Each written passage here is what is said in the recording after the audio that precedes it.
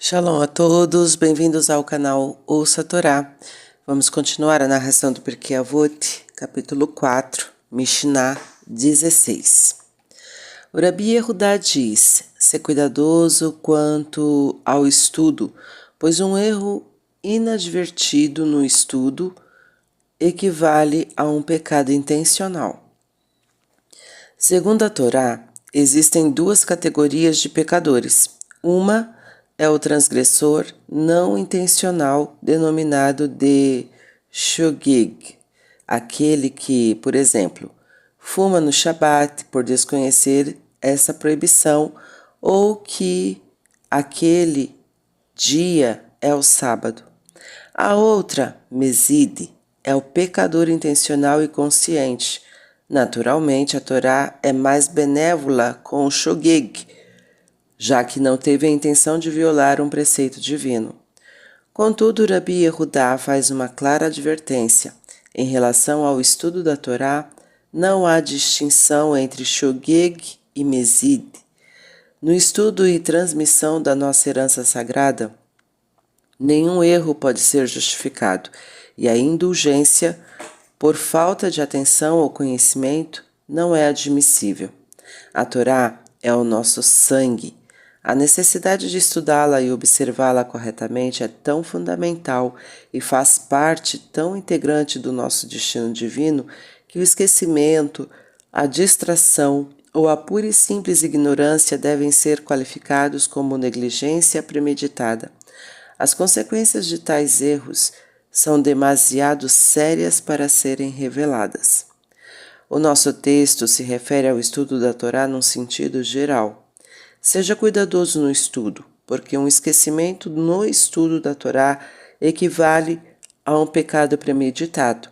Se você não comparecer ao estudo da Torá porque esqueceu ou não estava a par, as consequências dessa falha são demasiado drásticas para que você seja tido como um shogeg, um pecador inadvertido.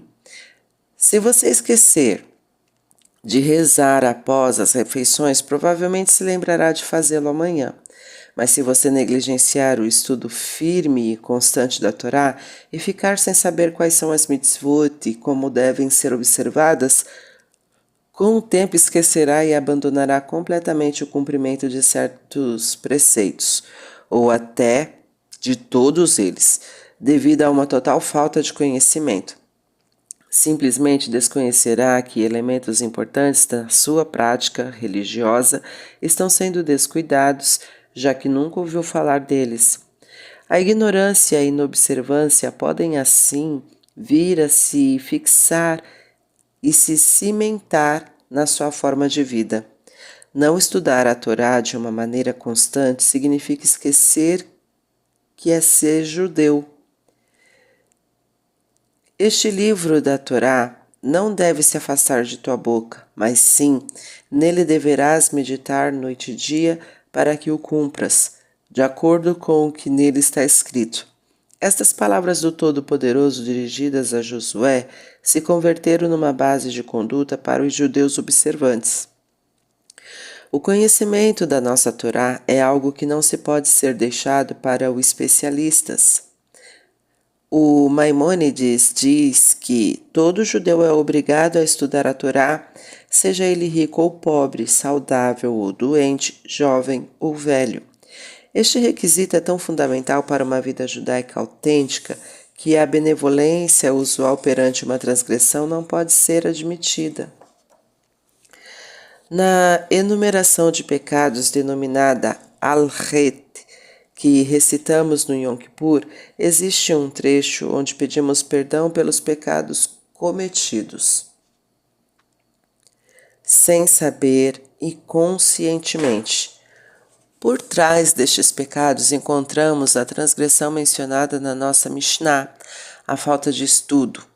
É nossa obrigação conhecer a Torá para saber o que fazer e o que não fazer. Sem o estudo regular, será inevitável incorrer em muitas transgressões. Um bêbado que quebrasse uma porcelana na cara argumentaria com justiça que perdera o controle e não poderia ter evitado o ocorrido. contudo é responsável sem dúvida por sua bebedeira. Assim, ele pode ter sido um shogeg quanto à quebra da louça, mas não por atingir um alienante estado de embriaguez. Noutro sentido, a advertência do nosso texto para ser cuidadoso no estudo da Torá evoca uma afirmação talmúdica. Lemos nas Escrituras: esta é a Torá que Moisés pôs diante dos filhos de Israel. O verbo san, pôs, faz com que os nossos sábios percebam um eco do homônimo san, remédio. Isto é, se a pessoa merecer, a Torá se transforma para ela em san ahaim, um elixir da vida. Se ela não tiver mérito, ela se torna um san mitá, um veneno mortal. Talvez tendo isso em mente, o grande místico Ari Akadosh ensina que antes de a pessoa se sentar para estudar, ela deve se limpar e purificar, pois o Satã está ao seu lado. Se for puro e desejar sinceramente este conhecimento sagrado para o crescimento e realização espiritual, então encontrará a verdade e obterá a orientação divina. Mas se você se aproximar da Torá com a mente poluída, visando algum proveito ulterior mesquinho, a verdade ocultará seu rosto e você só achará erro e falsidade. Por sua vez, o levarão ao mau uso desta informação e ao pecado. Recordemos que alguns dos oficiais nazistas que participaram da solução final contra o nosso povo também estudaram a Torá para perpetrar seu trabalho destrutivo com maior eficiência. Antes de abrir a Torá para estudá-la, dizemos uma bênção, brahá, todas as manhãs e agradecemos pela dádiva de sua sagrada palavra. Esta bênção nos conduz imperceptível e sutilmente a uma atitude receptiva propícia e compatível com uma abordagem benéfica e revitalizadora, pois, ao dizer essas palavras, reconhecemos que a Torá é um presente do Todo-Poderoso para o ser humano. Se começarmos sem essa atitude e afirmação, o nosso estudo da Torá não somente perderá o valor, mas poderá ter más consequências. Porque a terra foi perdida e destruída? Pergunta o Talmud, citando as palavras do profeta, e procurando descobrir a razão da trágica perda de Jerusalém e da Terra Santa. A resposta do profeta foi: porque abandonaram a minha lei. Mas o Talmud responde parafraseando o profeta: porque não recitaram a bênção inicial da Torá? Em outras palavras, talvez eles até tenham lido e estudado a Torá suficientemente bem, mas, se nos for permitido um toque retrospectivo, como se fosse uma literatura nacional e somente para apreciar o seu valor histórico, ético e literário. Porém, não a aceitaram como palavra de Deus. Assim, duas ideias estão contidas nas palavras do Rabi Yehudá. Devemos ser cuidadosos com o estudar a Torá e com o modo de estudá-la. Devemos nos aproximar dela com gratidão e respeito, pois é um guia sagrado para uma vida de fé. Indo mais longe agora, em outro sentido, o Rabi Yehudá usa as palavras do Talmud, que também pode ser entendida como ensino. Neste caso, ele está se dirigindo ao instrutor e ao professor de Torá, para que ele seja cauteloso em ensiná-la com precisão e clareza. O educador tem uma grande responsabilidade. Se ele deixar algum ponto inexplicado, algum assunto em dúvida ou uma observação vaga e ambígua, sempre existe a possibilidade de que o aluno saia da casa de estudo com uma ideia enganosa e incorreta, num erro grave. Este foi, em essência, o ensino que Avtalion, sábio, sede cuidadosos com vossas palavras, pois podeis ser condenados ao exílio e os discípulos que vos seguirem podem delas beber e morrer, e o nome dos céus seria assim profanado. Ainda, com uma advertência ao professor de Torá, o nosso texto exorta a ser cuidadoso não só em sua instrução, mas também em sua vida diária e em seus atos pessoais. O educador tem a imensa responsabilidade de praticar o que ensina. O educador que viola um código moral pode desiludir seus alunos e provocar uma onda de pecados voluntários. Isto porque os atos falam mais altos que as palavras, e assim ele poderia imprimir na matéria ensinada em sala de aula um cinismo flagrante, capaz de prejudicar as suscetíveis mentes em desenvolvimento dos seus educandos. No mundo acadêmico em geral, o intelecto pode frequentemente estar dissociado do restante da pessoa. Há aqueles para quem o discurso de um homem pertence a um mundo e a sua vida particular a outro. Os nossos sábios, porém, não viviam vidas duplas. Como constatamos reiteradamente, eles agiam conforme seus ideais e convicções. O mínimo que a nossa Mishnah exige de alguém é que se disponha a seguir os passos dos nossos sábios e transmita a Torá à próxima geração. A base para este conceito do Rabi Yehudá é a Bíblia. Encontramos o profeta preocupado em anunciar ao meu povo as suas transgressões, Bisham, e à casa de Jacob seus pecados, Hatatan. Meu povo se refere aos estudiosos e mestres da Torá, que por sua forma de vida se identificam com a divindade. Eles, explica a Bíblia, devem ser informados acerca do Pesha, seus pecados intencionais e rebeldes.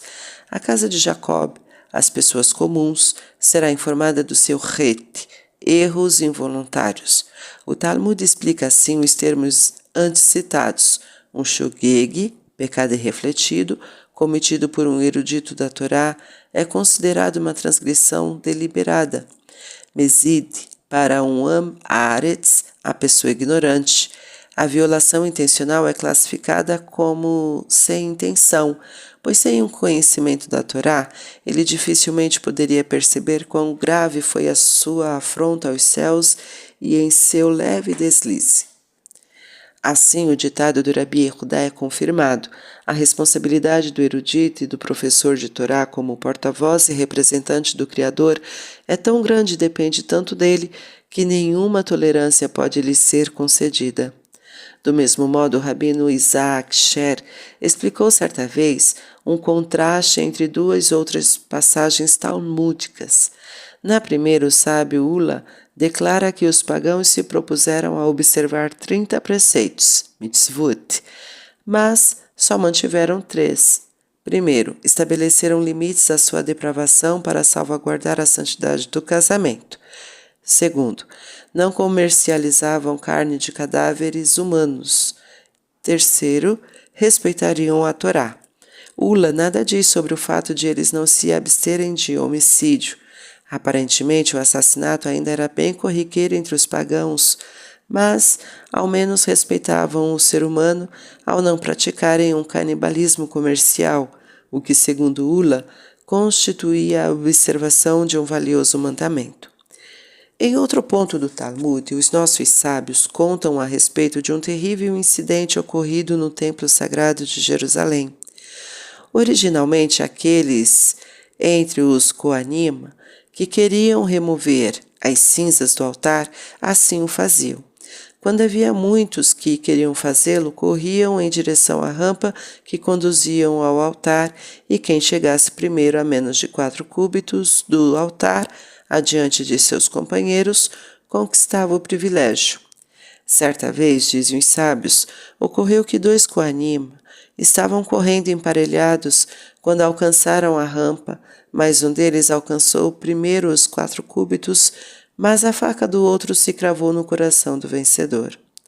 O pai da jovem vítima, ao encontrar seu filho em agonia, disse: que ele seja uma expiação para vós. Meu filho ainda está em convulsões, portanto a faca não foi ritualmente impurificada pelo contato com o cadáver. Isso demonstra, conclui o Talmud, que a pureza ritual dos objetos do templo era para eles mais importante do que o derramamento de sangue. Por este motivo, os amoraitas, sábios babilônicos, se viram forçados a deduzir que neste período as pessoas consideravam o derramamento de sangue e o assassinato um tema irrelevante. O Rabbi Sher nos faz observar o contraste entre os pagãos, que matavam alegremente outros seres humanos, mas se abstinham de vender carne nos mercados públicos e eram louvados por observar esta mitzvah, um mandamento divino. Enquanto um Cohen, o servidor sagrado do templo, que viu um ser humano agonizando e se preocupava primeiro com o ritual de purificação, era severamente julgado por ter se tornado indiferente à vida humana. A explicação para estes dois padrões tão distintos reside precisamente na diferença entre as pessoas envolvidas. Em cada caso, o padrão de julgamento é relativo ao nível de civilização e pano de fundo moral. Dada sua história e educação, não seria de se esperar outra coisa dos pagãos. Se eles conseguem distinguir entre carne humana e equina, de modo a perceber que a primeira é demasiado sagrada para ser comercializada como comida, já deram um grande passo para reconhecer alguma imagem de Deus e da essência divina do ser humano. Quanto ao Cohen, porém, sua cultura, educação e atividade estavam completamente dedicadas à elevação da vida humana por meio do ritual e do serviço sagrado. Cabia-lhe aproximar o povo do seu Pai Celestial para que Israel pudesse florescer na religiosidade. O Cohen estava destinado a ser um guia espiritual, o mestre do seu povo, porque os lábios do sacerdote hão de guardar a sabedoria e de sua boca buscarão a Torá. Se um Cohen deve ser a ponte entre o Criador e os seres humanos, para ser a vida humana para ele, para levar-lhes expiação e brindar-lhe luz e orientação do seu ensinamento divino, quão sagrado deve ser a vida humana para ele, pois só os vivos podem receber o benefício do seu ministério e desenvolver sua espiritualidade a partir daí.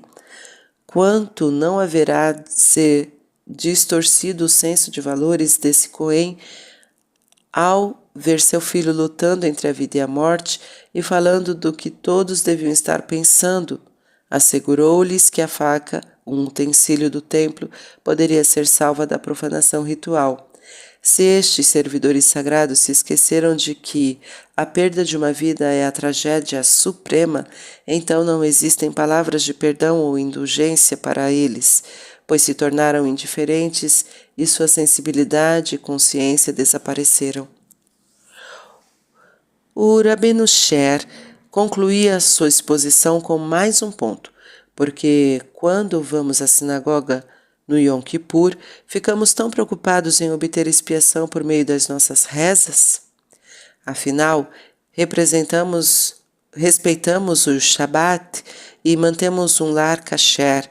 Geralmente somos honestos na nossa atividade comercial. Qual foi então o nosso terrível pecado?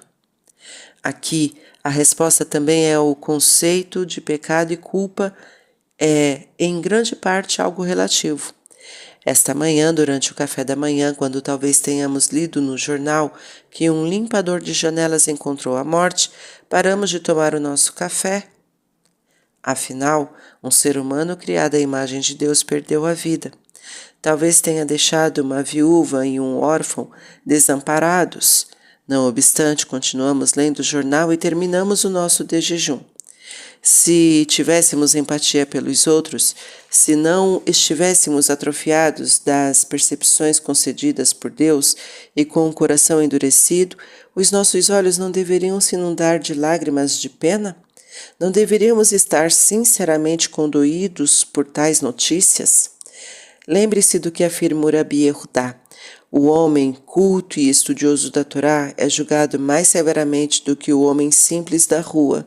Se você deseja ser uma pessoa instruída de comportamento correto e conhecedora da sua herança, estude regularmente e se empenhe em cumprir as obrigações que o estudo da Torá irá lhe impor. Este é o caminho do judeu que vive conforme a sua fé. Tá gostando do conteúdo do canal? Então curta, comenta, compartilha. Se ainda não é inscrito, se inscreve, ativa o sininho e fica por dentro das novidades. Shalom a todos.